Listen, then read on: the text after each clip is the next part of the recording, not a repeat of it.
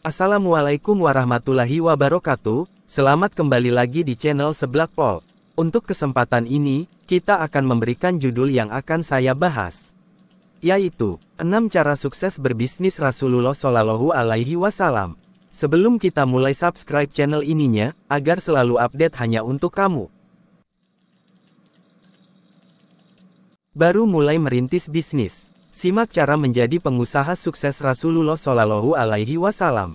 Saya ataupun kami di sini, para anak-anak muda pengusaha yang sedang merintis atau menjalankan suatu usaha yang sesuai dengan sunnah dan diajarkan oleh Rasulullah Shallallahu Alaihi Wasallam, sehingga apa yang kami usahakan, apa yang kami rintis bisa bermanfaat, bukan hanya untuk diri kami sendiri tapi juga bermanfaat untuk orang banyak. Dan semoga dengan hal yang kita lakukan ini, insya Allah berkenan, suatu saat nanti bisa mendekatkan kita lebih dekat kepada Rasulullah Muhammad Shallallahu Alaihi Wasallam. Pertama dan utama harus disadari oleh hati, bahwa usaha yang akan dilakukan ini, ujung-ujungnya adalah karena kita ingin menjadikannya bekal menuju kepada Allah. Jangan jadi budak dunia, hanya ditumpuk saja, lalu mati ditinggalkan begitu saja, maka itu kebodohan. Jadilah orang yang cerdas. Rasulullah Shallallahu Alaihi Wasallam merupakan seorang pedagang yang mempunyai cara pandang berbeda dengan pedagang lainnya di masa itu. Rasulullah Shallallahu Alaihi Wasallam hidup di tengah keluarga pedagang, sehingga ikut terlibat dalam perdagangan sejak usia belia. Dilansir dari Ummah.id, Safiyur Rahman Al-Mubarakfuri dalam Sirah Nabawiyah menyebutkan, perjalanan dagang pertama Rasulullah Shallallahu Alaihi Wasallam saat ia berusia sekitar 12 tahun. Rasulullah Shallallahu Alaihi Wasallam turut serta dalam perjalanan dagang pamannya, yaitu Abu Talib. Kesuksesannya dalam berbisnis pun semakin cemerlang, setelah Rasulullah Shallallahu Alaihi Wasallam menikah dengan Ummul Mukminin Khadijah. Khadijah memilih Nabi Muhammad Shallallahu Alaihi Wasallam sebagai tangan kanan bisnisnya. Keputusannya pun sangat tepat karena di tangan Rasulullah Shallallahu Alaihi Wasallam, bisnis Khadijah di negeri Syam semakin besar, dan laba semakin meningkat. Kesuksesan Nabi Muhammad Rasulullah Shallallahu Alaihi Wasallam bisa dicontoh oleh setiap umat muslim. Berikut beberapa cara berdagang Rasulullah Shallallahu Alaihi Wasallam, yang bisa dicontoh untuk mengembangkan usaha agar lebih sukses dan berkah. 1. Berdagang atas niat karena Allah Subhanahu wa Ta'ala. Harta dan kekayaan bukanlah tujuan utama Rasulullah Shallallahu Alaihi Wasallam dalam berdagang. Dasar utama yang diyakininya adalah karena Allah Subhanahu wa Ta'ala. Adapun hal tentang niat ini disebutkan pada hari Al-Bukhari dan Muslim. Sesungguhnya amal perbuatan tergantung pada niat, dan sesungguhnya setiap orang akan mendapatkan sesuai dengan yang ia niatkan.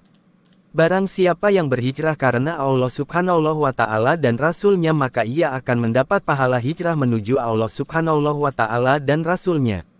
Barang siapa yang hijrahnya karena dunia yang ingin diperolehnya atau karena wanita yang ingin dinikahinya, maka ia mendapatkan hal sesuai dengan apa yang ia niatkan.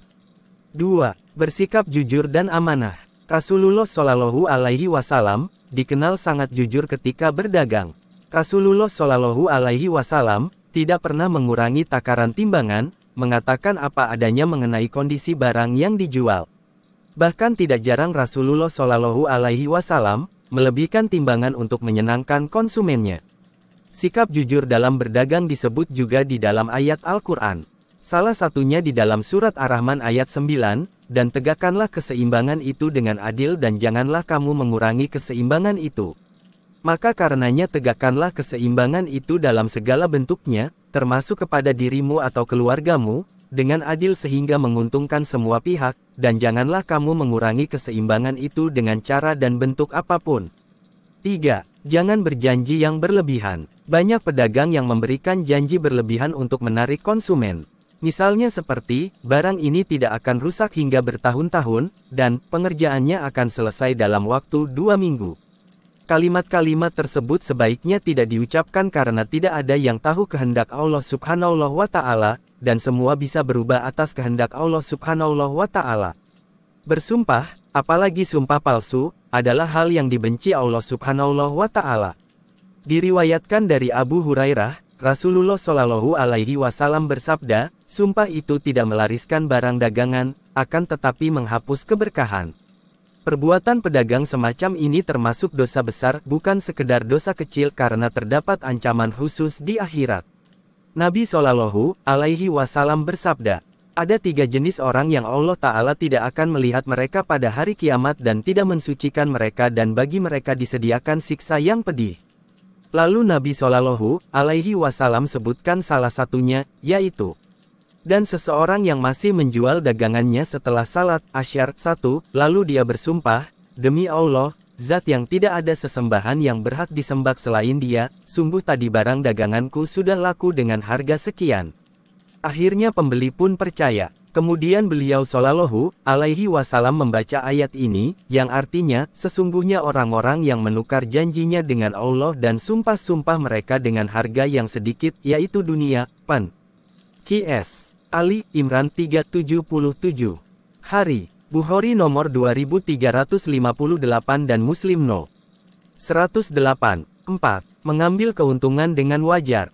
Siapa bilang cara menjadi pengusaha sukses adalah dengan mengambil keuntungan besar? Seringkali kita mendapati penjual yang memasarkan dagangannya dengan harga yang melonjak tinggi. Padahal, taktik licik seperti ini tidak pernah dilakukan oleh Rasulullah Shallallahu Alaihi Wasallam. Justru ia selalu mengambil keuntungan sewajarnya, dan jujur ketika ditanya tentang modalnya. Kembali lagi ke prinsip di atas, Nabi Muhammad Shallallahu Alaihi Wasallam berdagang bukan untuk mengincar keuntungan, melainkan untuk mendapatkan keberkahan dari Allah Subhanahu wa Ta'ala. 5. Menjual barang milik sendiri bukan milik orang lain. Rasulullah Shallallahu Alaihi Wasallam menyarankan agar kita tidak menjual barang yang bukan milik kita karena tidak menutup kemungkinan bisa merugikan pihak lain. 6. Tidak menimbun barang. Perbuatan seperti ini hanya memberikan dampak buruk, di mana stok barang habis sehingga mengganggu harga pasar. Apalagi tindakan tersebut dilakukan untuk keuntungan diri sendiri. Diriwayatkan dari Mamar bin Abdullah bahwa Rasulullah Shallallahu Alaihi Wasallam bersabda, tidaklah seseorang melakukan penimbunan melainkan dia adalah pendosa. HR. Muslim. Dan di dalam berusaha gabungkan 2 cara usaha yang diajarkan Nabi, cara lahir dan cara batin. Cara batin adalah tawakal, bersandar kepada Allah. Cara zahir adalah usaha semaksimal mungkin, mengerahkan tenaganya dan pikiran tetap kepada Allah. Jangan lupakan Allah di setiap waktu kita. Menyaksikan video ini jangan lupa untuk bersolawat kepada baginda Nabi Muhammad Shallallahu Alaihi Wasallam. Allahumma sholli alaihi wasallam. Itu dia 6 cara menjadi pengusaha sukses Rasulullah Shallallahu Alaihi Wasallam. Coba terapkan, dan buktikan sendiri keberkahan Allah Subhanahu wa Ta'ala pada usahamu. Selamat mencoba cara menjadi pengusaha sukses Rasulullah Shallallahu Alaihi Wasallam. Ayo tetap semangat bersama brand Anda. Sampai berjumpa di video selanjutnya. Agar menjadi lebih baik, jangan lupa di-share dan kasih komentar di setiap video-videonya. Terima kasih telah menonton video kami.